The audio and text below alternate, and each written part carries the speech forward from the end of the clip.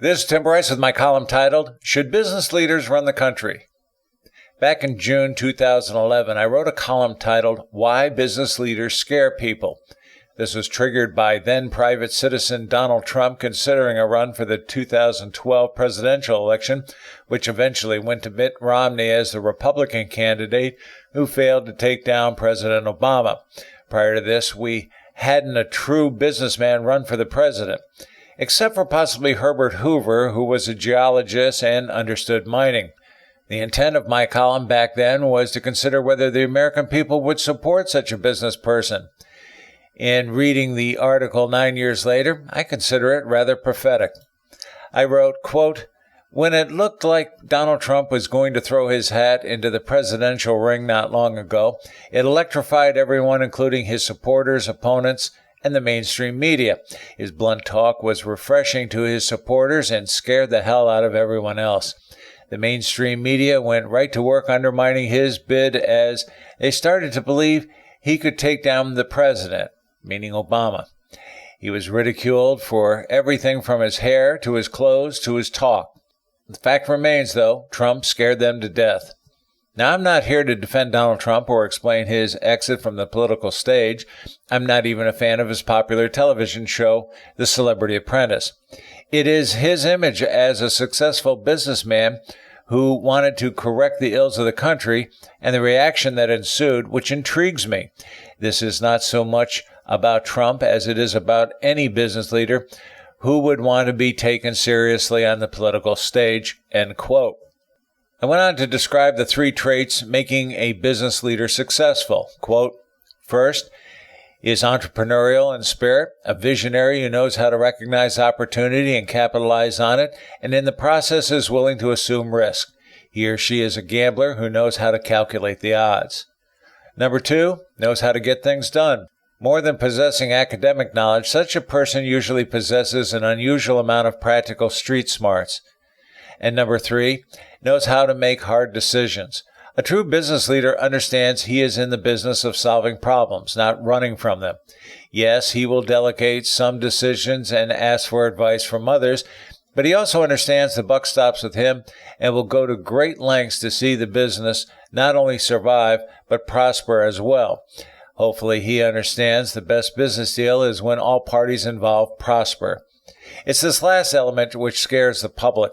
Whereas others agonize over making a decision, the business leader knows how to define and weigh pros and cons, calculate the best solution to benefit the enterprise, and make a decision. It's called business, and some people are simply jealous of those equipped with the faculties to take rather large and complex issues and make some rather common-sense decisions. It is not the fear of a ruthless dictator which scares people. Rather, it is the envy of someone who knows how to consistently make a logical decision, not an emotional one, which most people tend to embrace. Further, when a decision is made, business leaders do not necessarily sugarcoat their rationale, which tends to make them appear abrasive to others, thereby creating fodder for the mainstream media, end quote. So far, I was batting 1,000 in terms of describing the future president. It was his ability to tackle major decisions with common-sense solutions which disturbed the media and his political opponents. Towards the end of the article, I pondered how the country would react to a President Trump. Quote, one last element that disturbs some people is that business leaders tend to be capitalists, not socialists. For obvious reasons, this scares the left, including the mainstream media. Make no mistake, this next election is about two extremes, capitalism versus socialism. Whereas the former defends the concept of the free enterprise system and smaller government, the latter is the antithesis, end quote. Plain and simple, people find successful business types as either a godsend or very abrasive.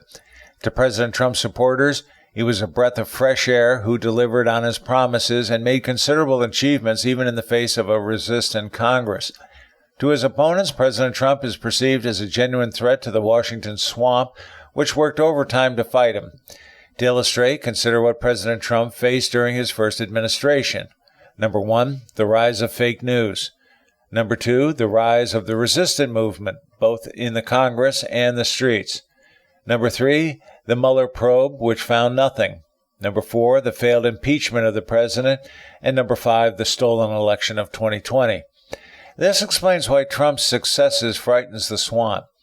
What takes them years to do, President Trump can do at warp speed and at less expense, thereby posing a threat to their existence.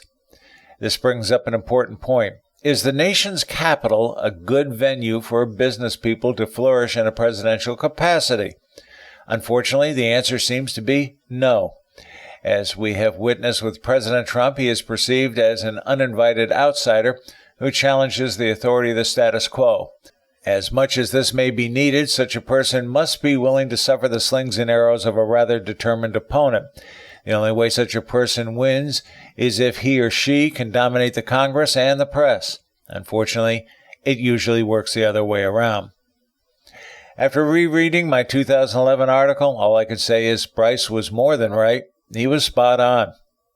Friends, keep the faith. This is Tim Bryce in Palm Harbor, Florida. Follow me on the internet at timbryce.com.